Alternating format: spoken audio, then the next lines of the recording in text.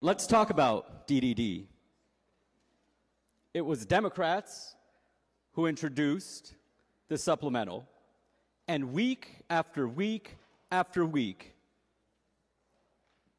it was shut down in the committee, refused to be put on an agenda.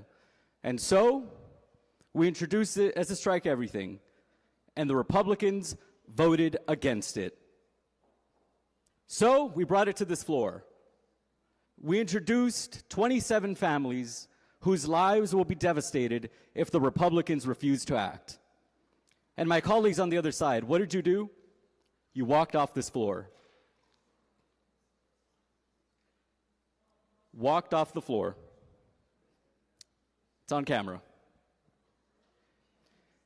And I know, and everybody knows, that this ad hoc committee is a sham, a political stunt, which is why earlier today, in the midst of closing comments, the families who would be affected, who were sitting in the audience, laughed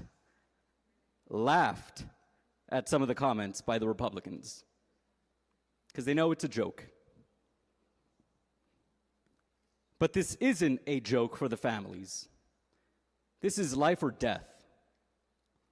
And unfortunately, who did the Republicans choose to bring in to this committee? A former Idaho lawmaker who was responsible for killing their DD program. The DDD Grim Reaper, brought to this state from Idaho. That's what we're headed toward. That is the Republican vision. And when Democrats asked for families to be recognized so they could share their stories in the ad hoc, what happened? Denied. Those families shut up and silenced, unable to speak to their own representatives, denied the opportunity to share their heartbreaking stories with this chamber.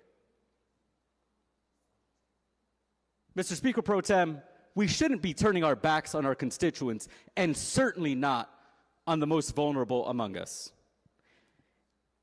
I also want to close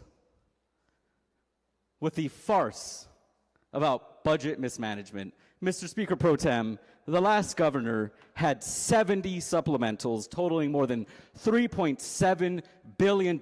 If you think this is mismanagement, the last administration and the people who ran it were not just mismanagers, they were completely and totally incompetent. And with that, I yield.